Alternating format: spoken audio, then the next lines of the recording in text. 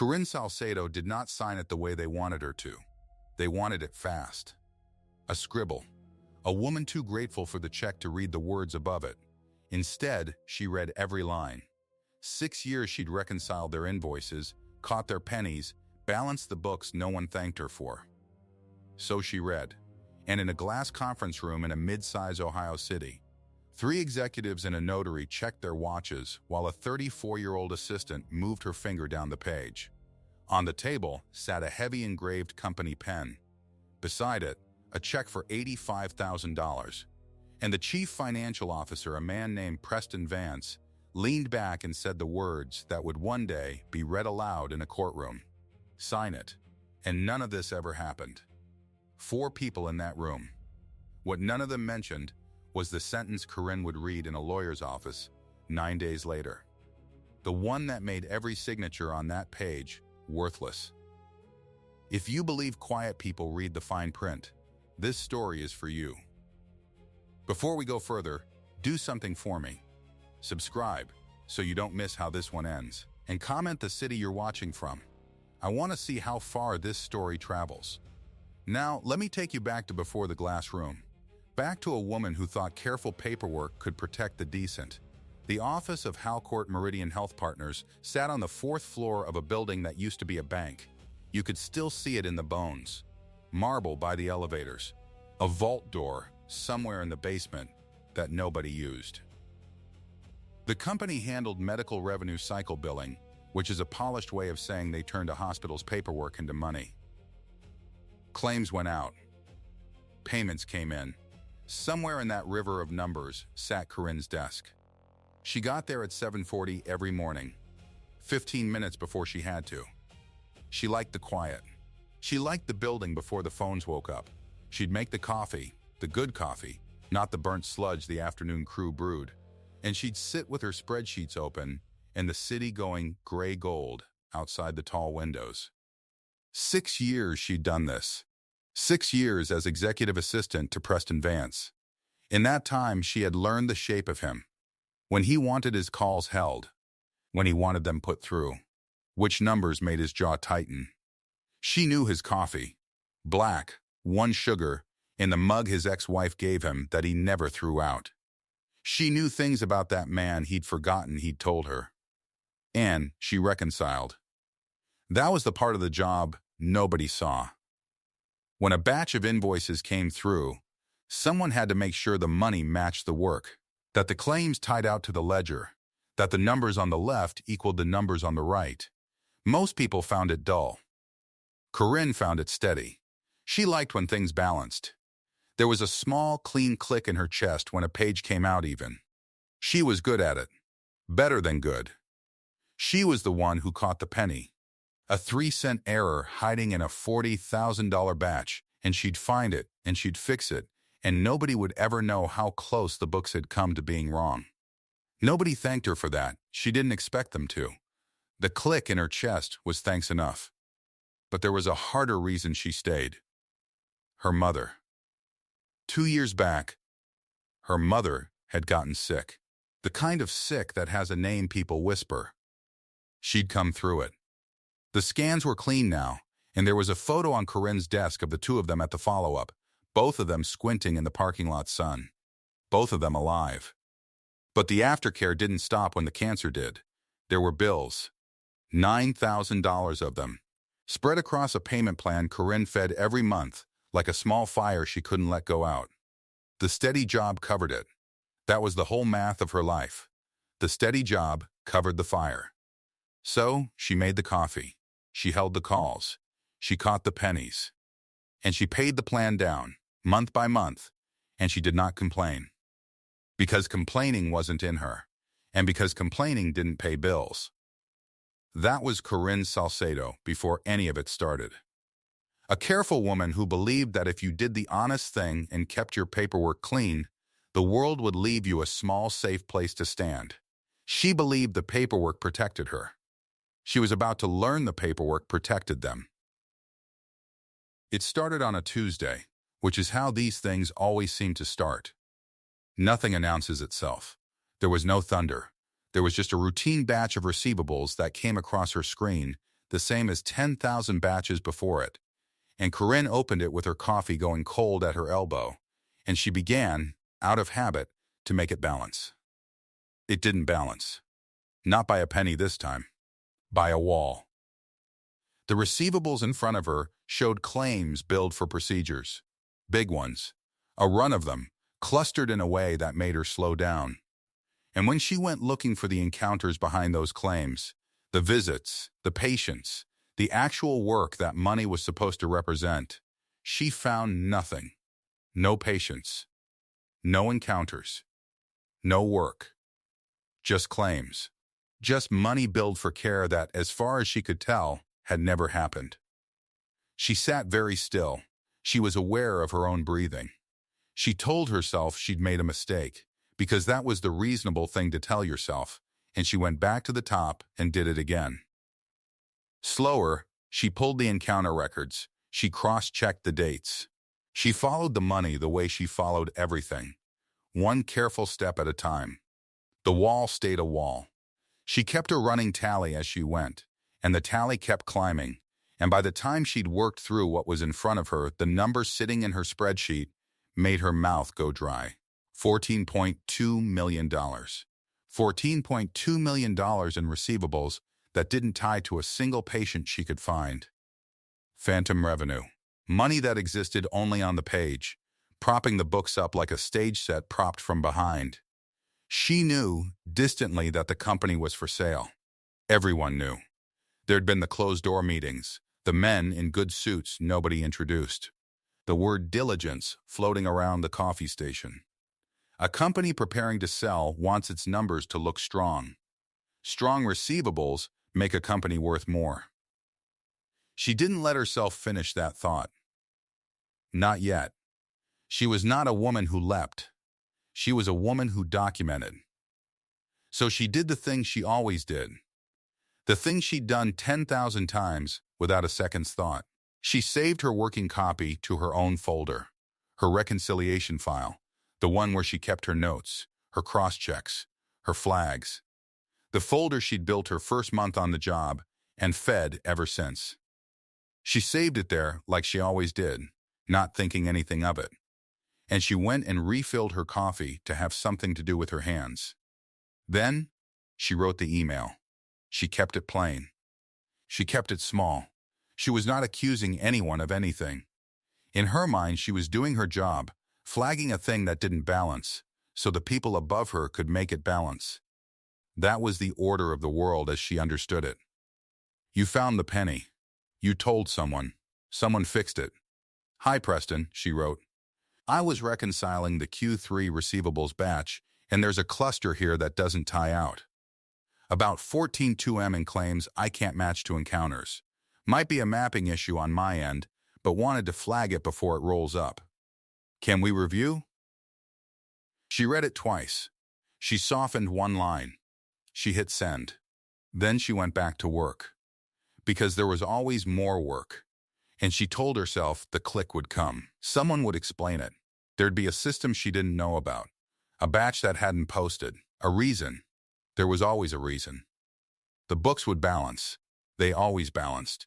She believed that right up until the reply came. It came the next morning. Vance answered his own email, which he almost never did. Usually he'd tell her to draft something and he'd grunt at it. But this one he answered himself. And he answered it fast. And he answered it light. "Corinne, accounting already adjusted that. Nothing to worry about. Thanks for keeping an eye out." That was all. She read it 3 times. On its face it was fine. It was even kind, in the offhand way he was sometimes kind. Nothing to worry about. Thanks for keeping an eye out. A busy man reassuring a diligent employee. If she'd printed it out and shown it to a stranger, the stranger would have seen nothing. But Corinne knew the books. She knew what adjusted meant, and she knew what it took to adjust a $14 million hole, and she knew that no adjustment had come across her desk. And it would have come across her desk. That was the whole point of her desk. Things did not move that big without her seeing the paper. So the reply told her 2 things. 1, the number was real. 2, the answer was a wave of the hand. She didn't reply. She sat with it. And here is the thing you have to understand about Corinne. The thing the men above her never understood. The thing that would cost them everything. She did not forget. She was not built to forget. She saved the email. She didn't print it, didn't forward it, didn't do anything loud. She just filed it, the way she filed everything, into the quiet, careful record she kept, without ever calling it a record. The paper trail had started. It had started on their side, in a dismissal typed in 11 seconds by a man who thought he was managing a problem when he was signing his name to one. The next warning didn't come by email. It came in a body. 2 days later, Marissa Kohl found her at the coffee station. Kohl was the general counsel. 45, maybe, sharp in the way expensive things are sharp. She wore suits the color of slate, and she smiled a great deal, and none of the smiles reached anywhere. Corinne had never had much to do with her. Legal lived on a different floor and a different plane. So when Kohl appeared beside her at the coffee station, easy, warm, one hand light on Corinne's elbow, Corinne knew before a word was spoken that this was not about coffee. "Corinne, do you have a second?" "Just a quick thing." She steered her, gentle as a nurse, into a side office. Glass on one wall, blinds half down. Kohl closed the door with a soft click and sat on the edge of the desk instead of behind it, which was a trick, Corinne understood later, a way of seeming like a friend instead of a boss. "I hear you've been doing some deep dives on the receivables," Kohl said, warm, still smiling, which honestly, that's the kind of diligence we love. "But I want to give you a little friendly advice, okay? Just from me to you." Corinne waited. "You're overthinking spreadsheets that are above your pay grade." Kohl said it kindly. That was the awful part. She said it the way you'd tell someone they had spinach in their teeth. The receivables get reconciled at a level you don't see. There's context you're not privy to. And that's fine, that's not a knock on you, it's just not your lane. So let it go. Let accounting handle it. You've got enough on your plate keeping Preston's world spinning, right? She smiled wider. She patted the air between them, a little there gesture. "We clear?" Corinne looked at her. She kept her face the way she always kept it, plain and steady, the face that gave nothing. She was aware, very aware, of a shape in the doorway behind Kohl. The office had glass, and the blinds were only half down, and past Kohl's shoulder, in the hall, a young woman had slowed. Danielle Ruiz, a junior biller, 40 maybe, someone Corinne knew to nod to. Danielle had a stack of folders against her chest and she was pretending to read them, and she was not reading them, and both women knew it. Danielle had heard. Corinne saw that she'd heard. The door was not soundproof and Kohl had not been quiet, because Kohl did not think of Danielle as a person who mattered. "We're clear," Corinne said. That was all she gave her. 2 words. Kohl took them as surrender, because that was what she expected, and she stood and smoothed her slate suit and opened the door and swept out past Danielle without so much as a glance. The way you walk past furniture. Danielle's eyes came up. For 1 second the 2 women looked at each other. Neither said anything. Danielle went one way and Corinne went the other, and nothing had happened, and everything had. Because Corinne did not let it go. She went back to her desk. She made herself a fresh cup of coffee. And then, quietly, without a word to anyone, she pulled 3 more months of batches. If they thought one cluster was a mapping error, fine, let's see the mapping error across the spring. Let's see it in February and March and April. She worked it the way she worked everything. Patient, thorough, careful, and the phantom claims were there in every month she opened. The same shape, the same fingerprint, the same money billed for the same nothing. She wasn't guessing anymore. She was counting. And every batch she checked, she saved. To her own folder, like she always did. The paper trail thickened on her side. And not one of the people above her knew the record was growing, because they had looked at Corinne Salcedo for 6 years and seen the coffee, seen the held calls, seen the help. They had never once seen the woman who caught the penny. They should have. The summons came on a Thursday afternoon. It was Vance's assistant reflex still in her, so it was strange to be the one summoned. A calendar invite, terse, quick sync, conference room A. 300.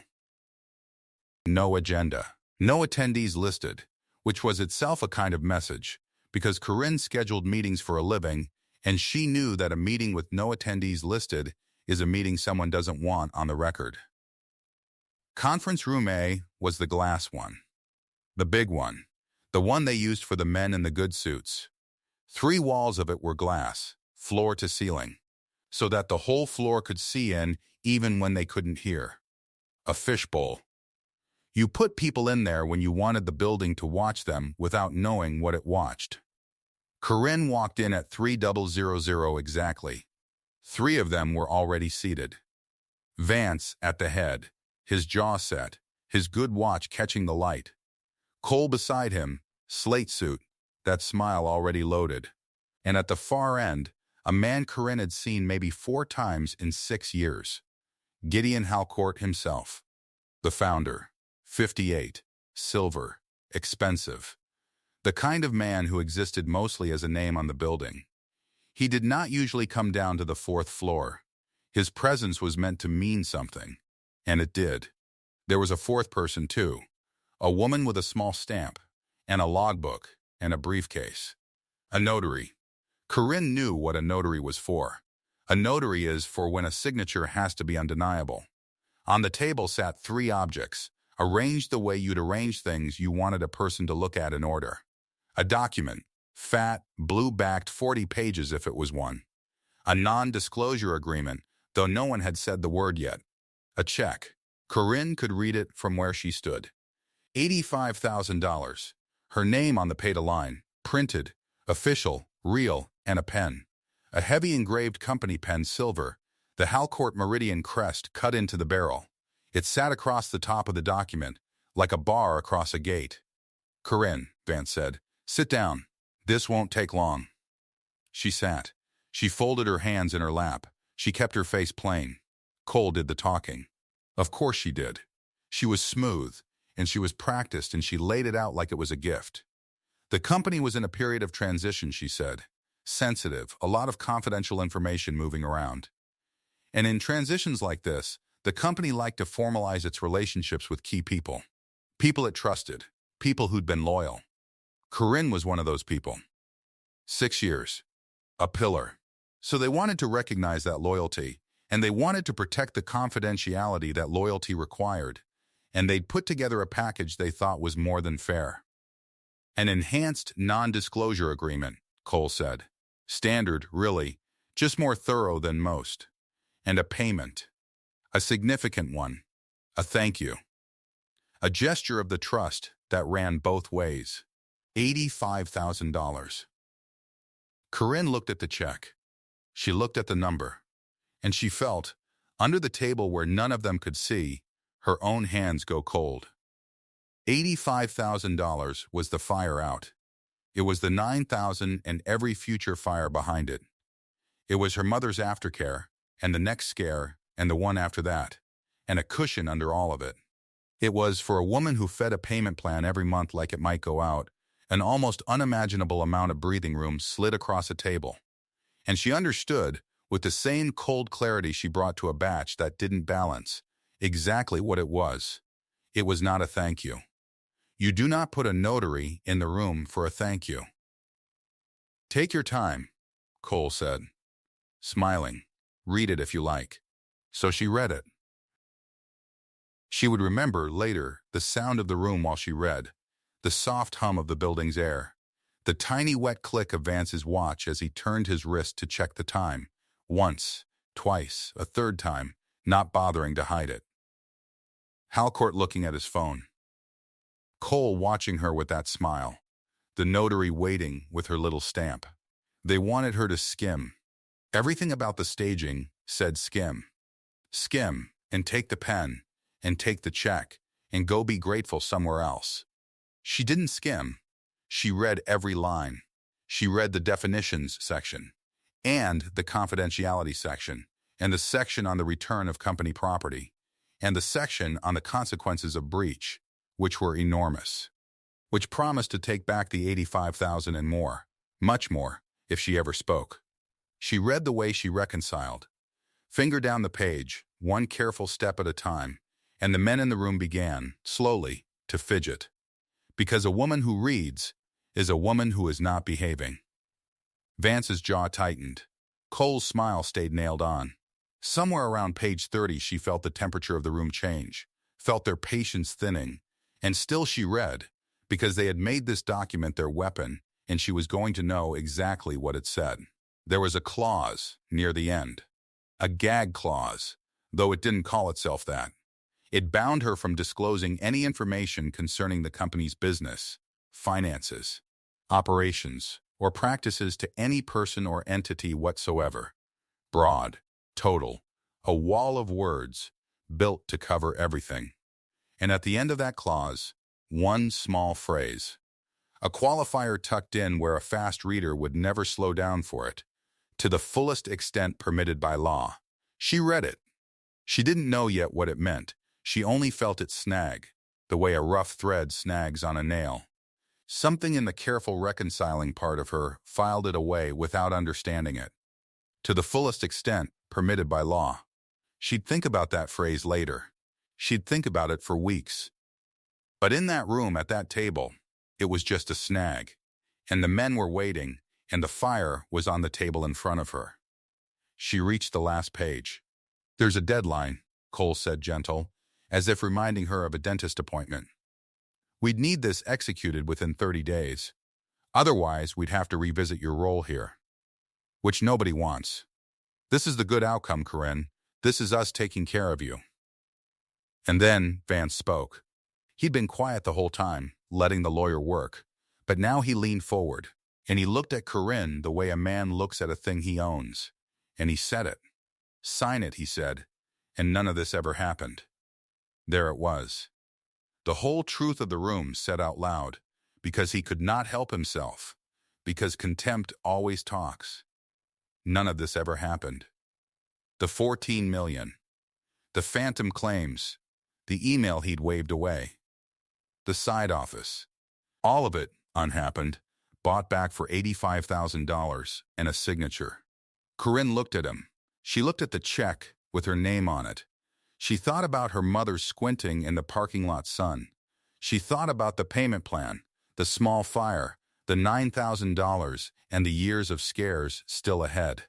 She was 34, and she had a mother and a job and a folder full of numbers that didn't tie out, and she had 30 days and one heavy pen. She picked up the pen. Her hand shook. She hated that it shook, and she couldn't stop it. And she saw Kohl see it. Saw the smile deepen a fraction at the sight of the tremble, and she pressed the nib to the line, and she signed her name. Corinne Salcedo. The letters came out wrong, cramped, not her real signature, the signature of a hand that was shaking. But it was hers, and it was legal, and the notary was already reaching for her stamp. Kohl slid the check across. "Thank you, Corinne, truly," the notary stamped. The logbook scratched. It was done.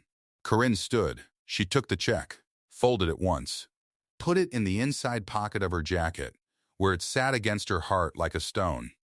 And then she did a small thing. A thing none of them registered. A thing that would matter more than any of them could dream. She kept the pen. She didn't decide to, exactly. Her hand simply closed around it as she stood, the heavy engraved company pen, and she slid it into her bag with the same motion she'd have used to clear her own desk. And nobody said a word. Because who watches the help pick up a pen? It was company property. Page 11 of the document she'd just signed required her to return all company property. She kept it anyway. She walked out of the glass room. On the other side of all that glass, the fourth floor watched her go, not knowing what they'd watched. Danielle Ruiz was at her desk, and her eyes came up, and Corinne kept walking, plain-faced, steady, the check against her heart, and the pen in her bag. The wound was public. Everyone had seen the assistant summoned to the fishbowl. The account was open. The check cleared 4 days later. Corinne watched the number land in her account and did not feel relief. She'd thought she might. She'd thought the fire going out would feel like something. Instead, she felt the $85,000 sitting there like it belonged to someone else, like she was holding it for a stranger. And she couldn't bring herself to move a dollar of it. She kept feeding the payment plan the old way, the monthly way, out of her paycheck, and she left their money untouched, because to spend it would be to agree with it. She told no one.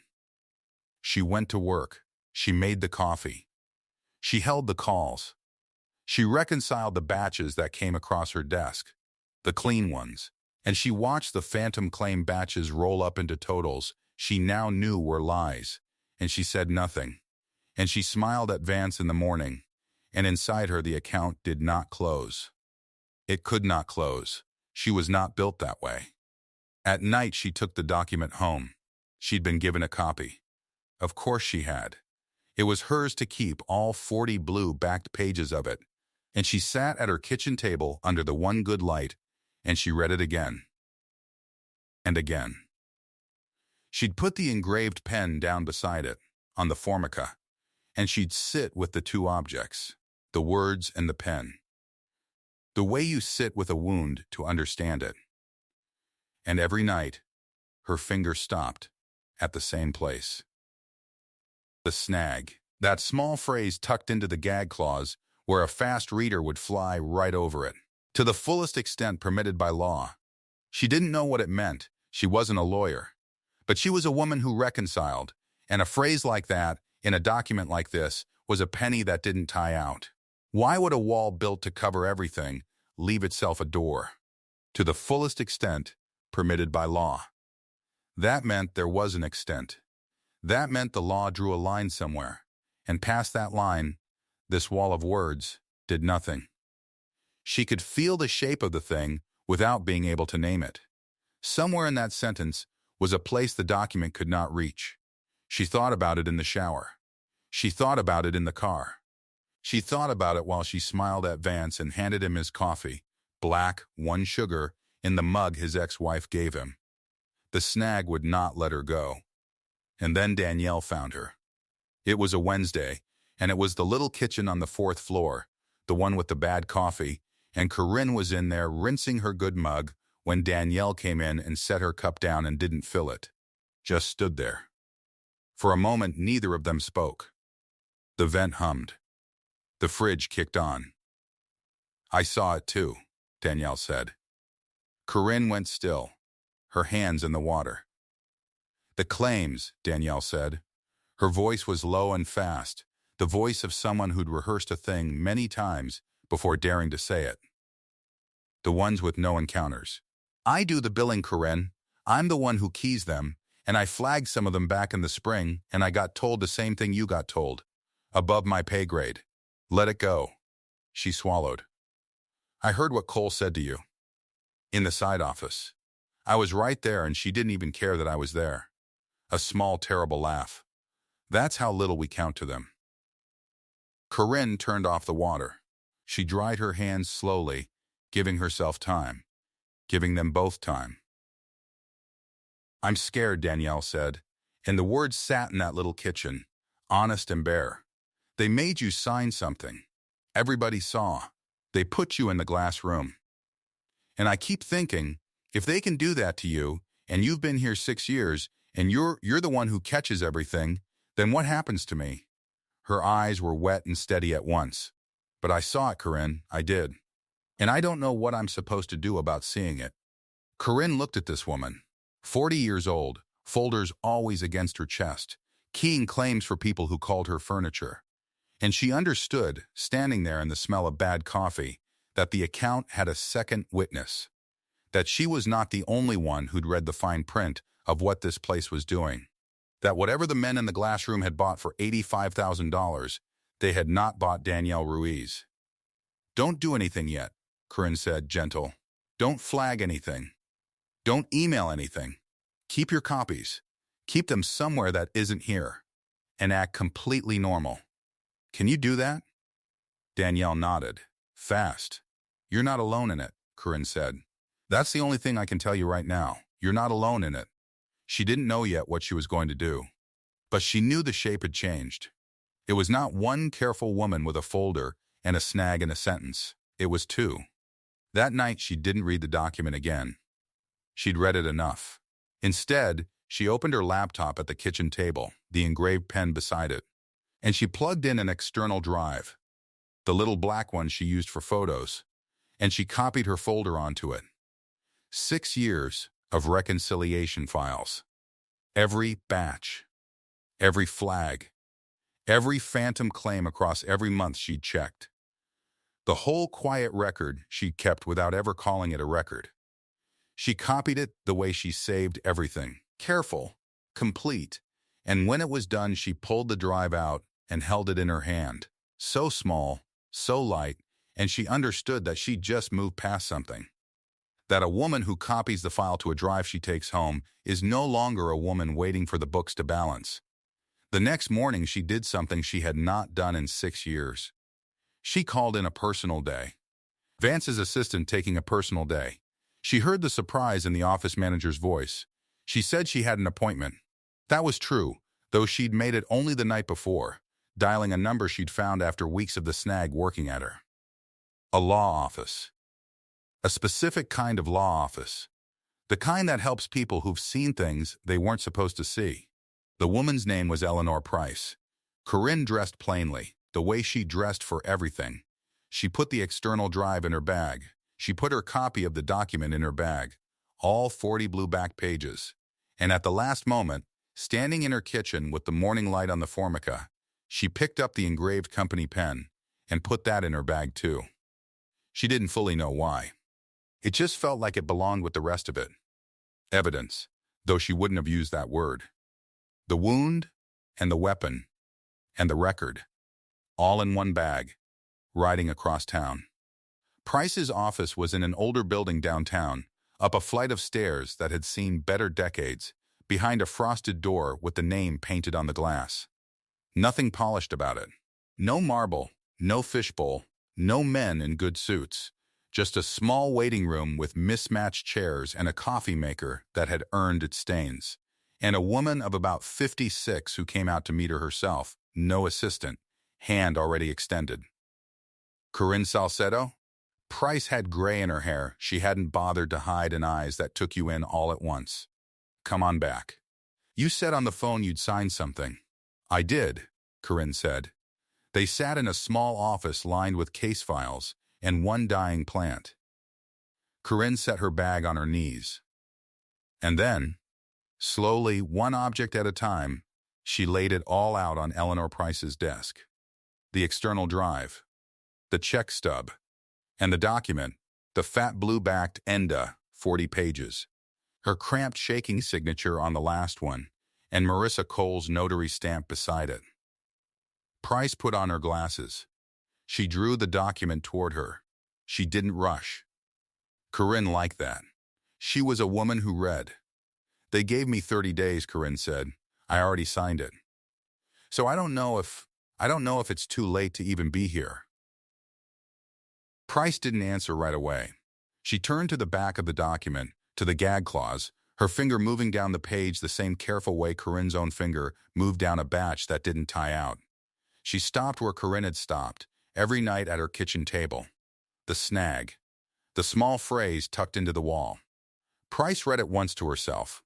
Then she looked up over her glasses at the plain, steady woman across the desk, and something in her face had changed, sharpened, come awake.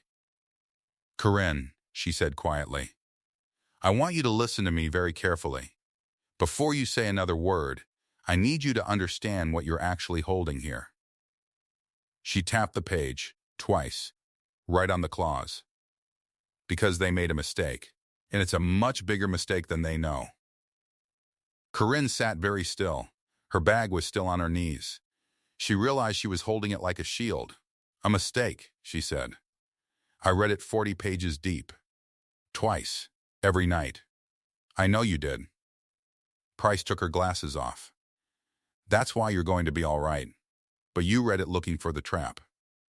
I'm going to read it looking for the door. She slid the document back to the center of the desk and turned it so they could both see. Watch my finger. Page 30. The gag clause. Read it out loud to me. Corinne didn't want to. She'd said these words to herself so many times they'd stopped meaning anything. But she read.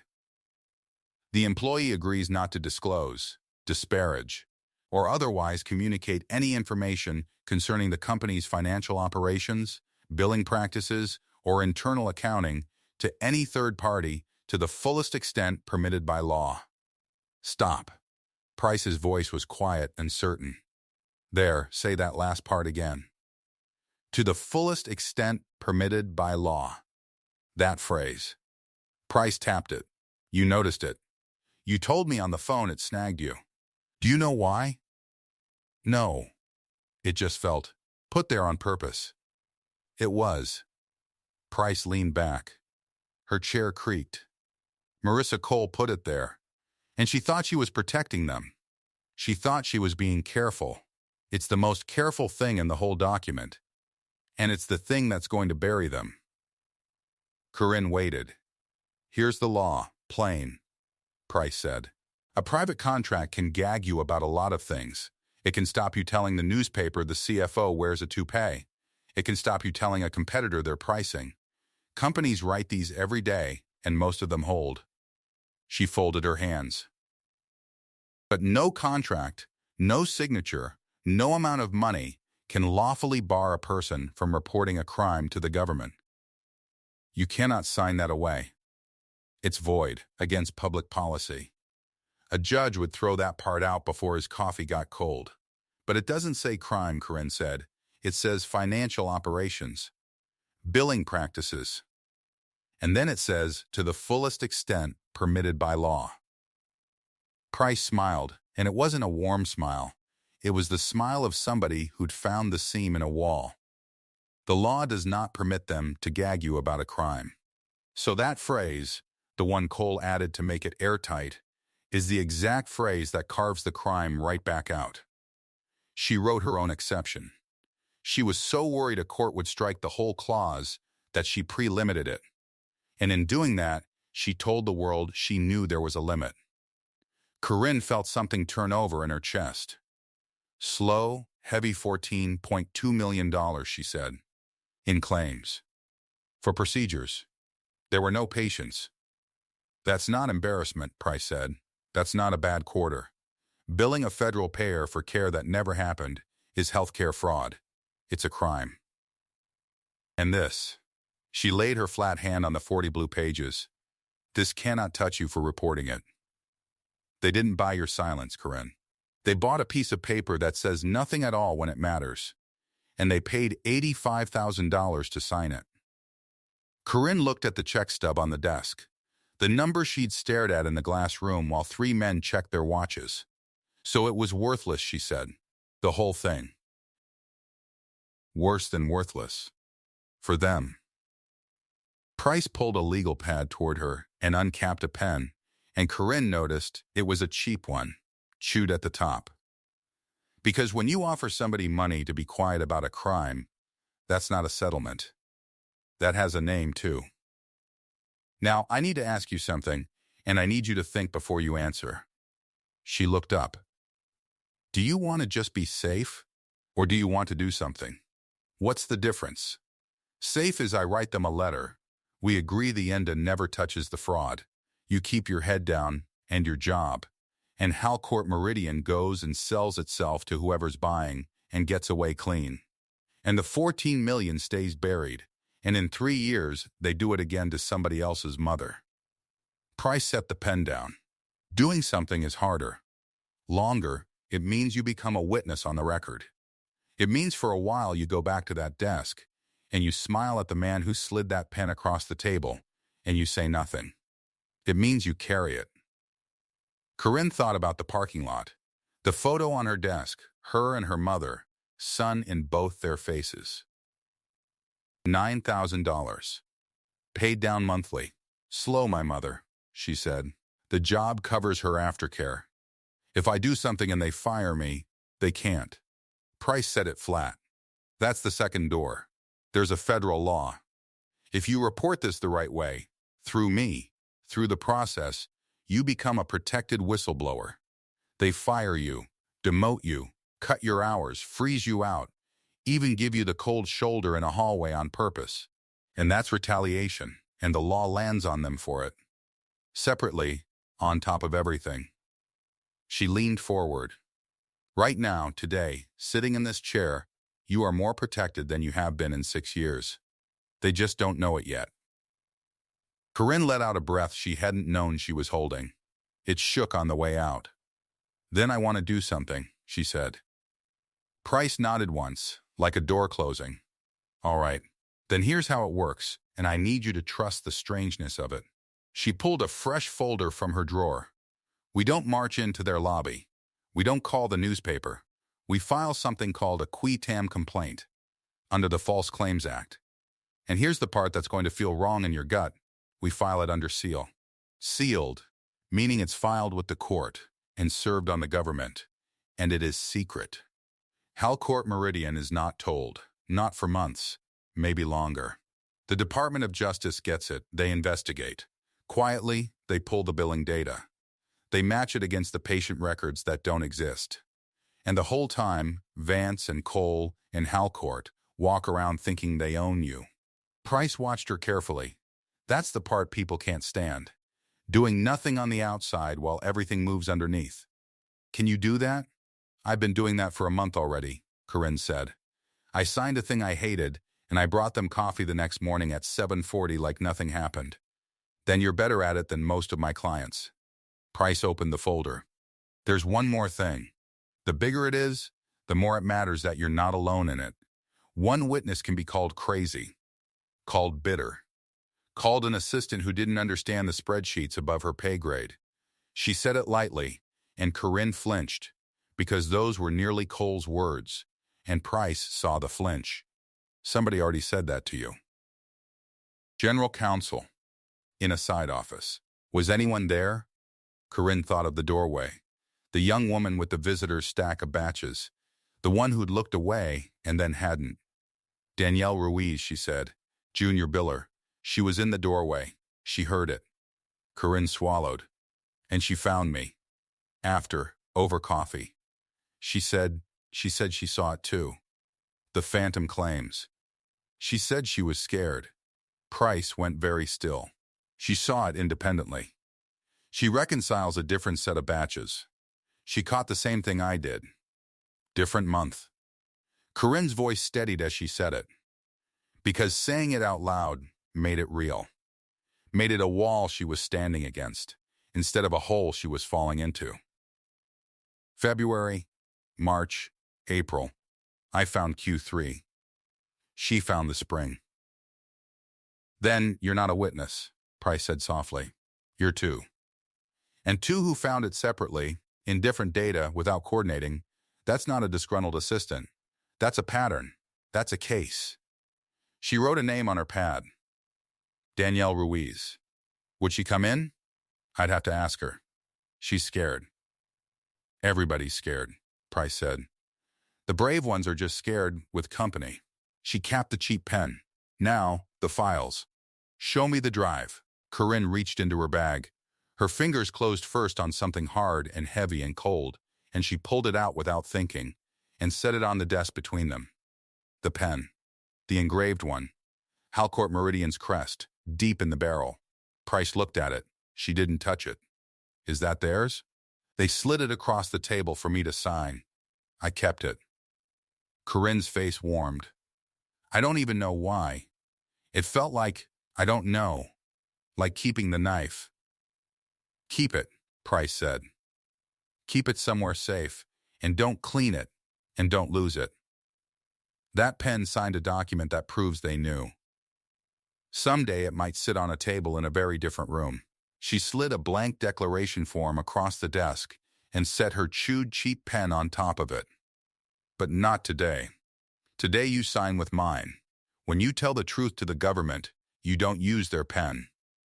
So Corinne signed her sworn statement with a gas station pen worth less than $1, and she left the heavy engraved one sitting on Eleanor Price's desk in the lamplight, next to a dying plant. And it looked exactly like what it was, a thing that belonged to someone else. Then she drove back to a fictional mid-sized city in Ohio and went to work in the morning at 7:40, and she brought Preston Vance's coffee, and she said good morning, and she smiled. That was the hardest part. Just like Price said, the seal held for weeks, then more weeks. Corinne learned to live inside two lives. There was the outside life, the one where she filed invoices and stapled and reconciled and answered Vance's phone and typed his memos. And there was the underneath life, the one where a sealed complaint sat in a federal courthouse with her name and Danielle's name on it, and somewhere a DOJ investigator was pulling batches she'd copied to a small black drive. She got good at the outside life. Too good, almost there were mornings she forgot for an hour at a time that the ground under the whole office was already gone. Then came the first scare. It was a Tuesday. Vance called her into his office and didn't offer her the chair. He had his coffee mug in his hand, the one his ex-wife had given him, the one he never let anyone else touch, and he was turning it slowly. "Corinne," he said, "it's doing a security thing. Badge logs, file access, the usual audit, standard for the sale. Buyer wants clean systems." He watched her over the mug. "You access anything you shouldn't lately? Any folders that aren't yours?" Her heart went sideways. She thought of the drive, the copy, the night she'd sat at her own desk and moved 6 years of reconciliation files into her own folder, the folder she'd always saved to, like she always did. Like she always did. "I only touch my reconciliation folder," she said. "Even and plain. Same as every month, for 6 years. You want me to stop saving working copies?" Vance looked at her a long moment. Then something in his shoulders let go, and he almost smiled, and it was worse than a frown, because it was contempt dressed as ease. "No," he said. "Keep doing your little folders. That's what you're good at." He turned back to his monitor. "That's all." She walked back to her desk on legs that didn't feel like hers. That night, she called Price. "They pulled the logs," she said. "Badge and file access." And what did the log show? Me, saving to my own folder, like I've done for 6 years. Nothing new, nothing unusual. "Because you didn't do anything unusual," Price said. "You saved your own working copies to your own folder the way you always have. You didn't break in. You didn't steal. You copied files you were authorized to see, that you created as part of your job. The drive was your working copy. There's no red flag because there's no crime on your side." A pause. "Breathe, Corinne. The audit protects you. It shows routine. Let them look." She breathed. The scare passed. The second scare wore a nicer suit. Marissa Kohl came to her desk personally, which she never did. She had a folder under her arm and that smooth, sanded voice. "Corinne, hi, how's your mother?" "Better, thank you." "Good, good." Kohl set the folder down on the corner of the desk, right next to the framed photo of Corinne and her mother in the parking lot sun, and Corinne watched her do it and said nothing. "Listen, with the sale moving along, legal's just tidying up. We're refreshing some of the earlier agreements. An enhanced version. Cleaner language. I'd love for you to take a look and re-sign when you get a chance.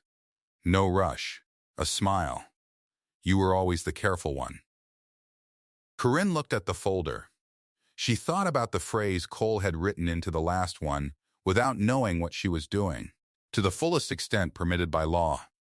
She thought about how Kohl was standing here trying to paper over a hole she didn't know had already swallowed her.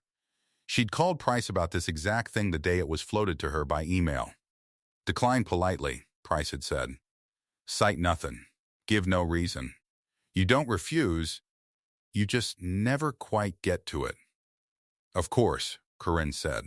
"I'll look when things quiet down. It's month end. Of course it is." Kohl tapped the folder once, fondly, like it was already signed. "Whenever, you're the last person I worry about." She walked away. She left the folder. Corinne slid it, unopened, into a drawer, and it stayed there. And the enhanced NDA was never signed, and Kohl was so certain of the assistant she'd already bought that she never asked again. Danielle preserved her own copies. Quietly, coached. careful, scared with company. February, March, April, saved to a drive of her own and given to Price. And every day, the two of them passed each other in the break room and said ordinary things about the weather and the vending machine, and underneath, the case thickened. Corinne knew. Danielle knew. Somewhere in Washington, the DOJ knew.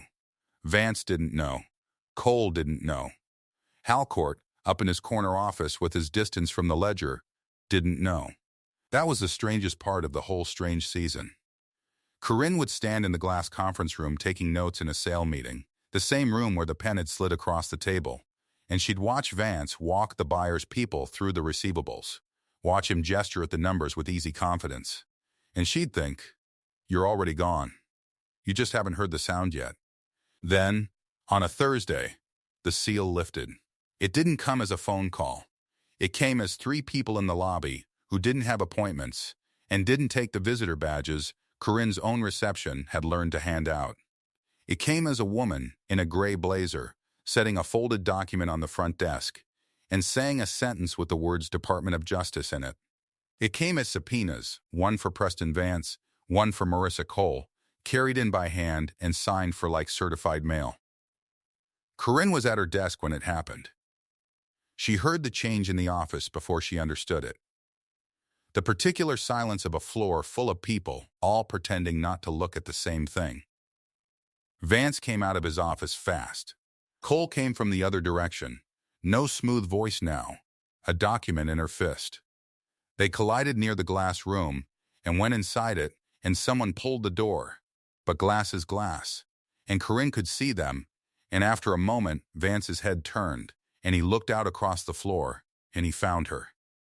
He came out and crossed the whole length of the office to her desk. People got out of his way. He had the blue-backed NDA in his hand. He must have had a copy in his own files. He held it up between them like it was a warrant.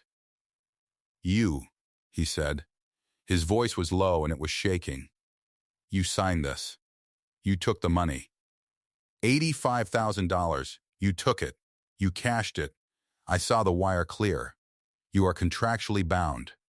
You cannot say one word about any of this. Do you understand me? One word and I bury you." The floor had gone dead quiet. Danielle was standing by the printers. Half the back office was watching. Corinne stood up. Not fast. She just stood, plain and steady, and she reached for the phone on her desk, and she pressed the speaker button. Because Price was already on the line, Price had called the second the DOJ team walked in, because Price had known this hour was coming for months, and Price's voice came out into the glass-walled, quiet, calm and clear, reading from a letter. "Mr. Vance, this is Eleanor Price, counsel to Miss Salcedo. I'll keep it short, because I understand you're busy today." A pause. Somewhere a phone rang and no one answered it. A non-disclosure agreement can hide an embarrassment. It cannot hide a crime. And Miss Kohl knew that when she handed my client the pen. The clause your general counsel drafted accepts, in her own words, anything outside what the law permits, and the law does not permit you to gag a witness to healthcare fraud. It never did. The document you're holding has been worthless from the moment it concerned the $14.2 million in claims Miss Salcedo reported. What it is not worthless as is evidence. You offered a witness $85,000 to stay silent about a federal crime. There's a word for that, Mr. Vance, and it isn't settlement. Good afternoon. The line clicked off. Vance stood there with the NDA in his hand and his mouth slightly open, and for the first time in 6 years, Corinne watched him not know what to do. He didn't check his watch. He'd checked his watch the whole time she read the pages in that room, all 40 of them. And now there was nowhere to be but here. Behind the glass, Marissa Kohl had sat down. Just sat in one of the chairs, the subpoena loose in her lap, staring at nothing. She of all people. She'd written the exception herself. That was the sound Corinne had been waiting to hear all season. It wasn't loud at all. It was the quiet of a floor full of people understanding, at the same moment that the assistant had never been theirs. They tried, for one bad night, to turn it around on her. The company's outside firm sent a letter. Then a whisper went out the way whispers do, that Corinne Salcedo had taken $85,000 to stay quiet, that she was no whistleblower. She was a participant. She'd cashed the check and sat on the fraud for a month, and only ran to a lawyer when she got scared. Complicit, they said. Bought. If she was so honest, why'd she take the money? Someone leaked it to a reporter. By evening it was a paragraph online with her name in it, and the money in it, and the word silence in it, and Corinne sat at her kitchen table and read it 3 times and felt the floor tilt. She called Price, and for the first time her voice broke. They're saying I took it to be quiet. They're saying the money makes me guilty. Sit down, Price said. Are you sitting? Good. Now listen to me, because this is the part where they're the most dangerous and the most stupid at the same time. They think the check damns you. It damns them. Corinne could hear her moving papers. You never spent it. Not a dollar. It's sitting in your account exactly as it landed. That's not the account of a woman who was bought. That's the account of a woman who kept the evidence. And what does the check prove, Corinne? It proves they offered money to a witness. The date on that check is after your reconciliation email, after Kohl pulled you into that side office. They knew what you'd found, and they wrote you a check. That's not your guilt. That's their obstruction. We're not going to hide the $85,000. We're going to frame it and hang it on the wall. And the reporter, Danielle Ruiz, walked into my office this afternoon, Price said. On her own. She's signing as a second relator. 2 women, 2 sets of batches, neither paid a dime to stay quiet, both reporting the same fraud. You want to know what that does to their little story about the greedy assistant? It ends it. You're not a bot participant. You're a corroborated witness. Go to bed. Tomorrow the money's a weapon, and it's pointed at them. The night was long, but the tilt in the floor settled, and in the morning the story about the greedy assistant had nowhere to grow, because the moment there were 2 of them, neither one paid. The whole thing fell apart in daylight. After that, it came down the way a building comes down. Not all at once. 1 floor, then the next, then the next. Marissa Kohl went first because she had the furthest to fall from. They took her license. Not fired, not sued, worse for her. A state bar disciplinary complaint, filed because a lawyer had drafted and notarized an agreement designed to keep a witness from reporting a crime. Danielle told Corinne about the hearing after, because Corinne didn't go. Danielle had a cousin who did courthouse work and heard it secondhand and passed it along dry, over break room coffee, which was how Corinne wanted it. There was a bare table, Danielle said. Kohl sat at it alone, no smooth voice, no folder under her arm. The hearing officer read the gag clause out loud into the record. All of it. And then he read the phrase, to the fullest extent permitted by law, and he asked Marissa Kohl to explain to the panel what extent the law permitted for concealing federal fraud. And Kohl, who had built a whole career on knowing exactly what the law permitted, who had smiled and notarized and been so careful, had no answer. She sat there. She said the words I believed, and then she stopped. She never finished the sentence. Her license was suspended. She of all people. She'd read fine print for a living, and she forgot to read her own. Vance went next, and Vance went loud, the way loud men do. He was indicted. Healthcare fraud and obstruction of justice. And when the government built its file, 2 objects went into it that Corinne knew very well. The check, $85,000 drawn on the company, made out to her, offered to a witness after she'd flagged the fraud. And the pen. The heavy engraved company pen with the Halcourt Meridian crest, the one she'd carried in her bag and set on Eleanor Price's desk and never cleaned. It went into a clear plastic evidence bag with a number on it. The thing they'd slid across the table to make her sign became the thing that helped hang them. Corinne read the arraignment coverage. There was one detail she cut out and kept. At the arraignment, The prosecutor read into the record a line the government had gotten from her sworn declaration, a line she'd repeated exactly as she'd heard it in the glass room. Vance's own words, the day he slid the money across the table. Sign it, and none of this ever happened. They read it back to him standing at the arraignment, and this time nobody was checking a watch. Gideon Halcourt fell last, and Halcourt fell quietly, which was its own kind of justice for a man who'd spent his whole life keeping a careful distance from the numbers. He'd believed that distance was safety.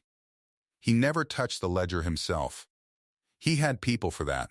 He had Vance for that. He sat up in the corner office and signed off on things other people built and told himself that not knowing the details was the same as clean hands. But the buyer's diligence team hit the $14.2 million. Of course they did. Once the DOJ pulled the thread, the receivables had to be restated, the phantom claims stripped out, the real numbers laid bare, and the real numbers were nothing like the ones Vance had walked the buyer through in the glass room. The company was worth a fraction of what it was pretending to be worth. The sale collapsed. The buyer walked.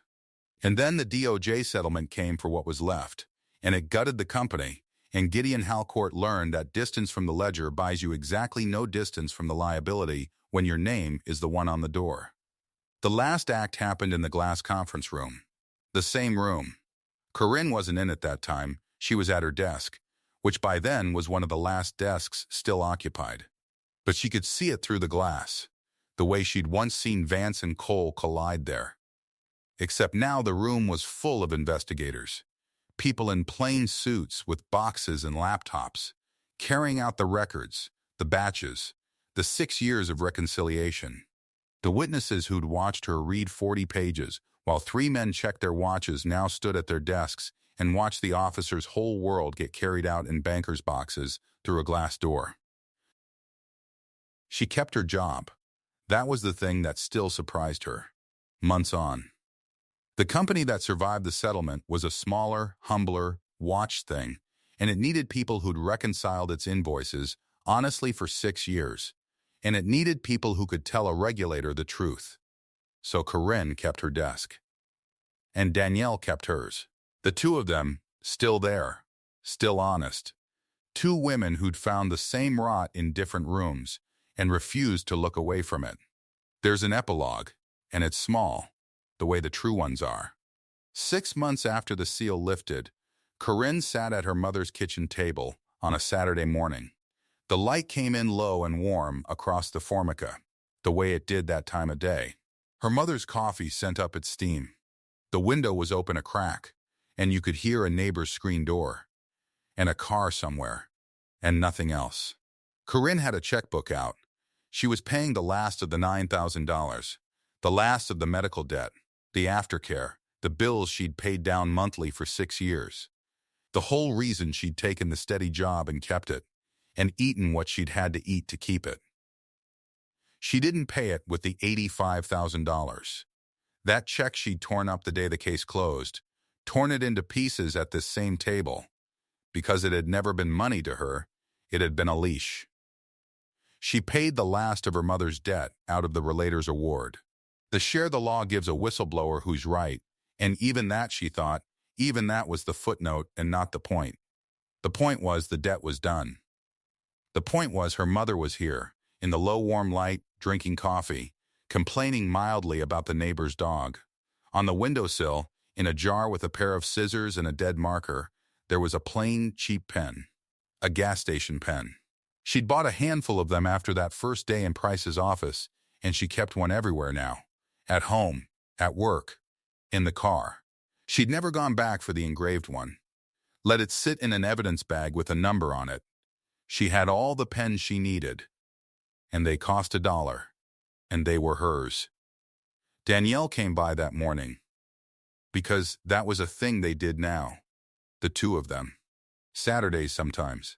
She sat down at the table, and Corinne's mother poured her a coffee, and the 3 of them talked about nothing much.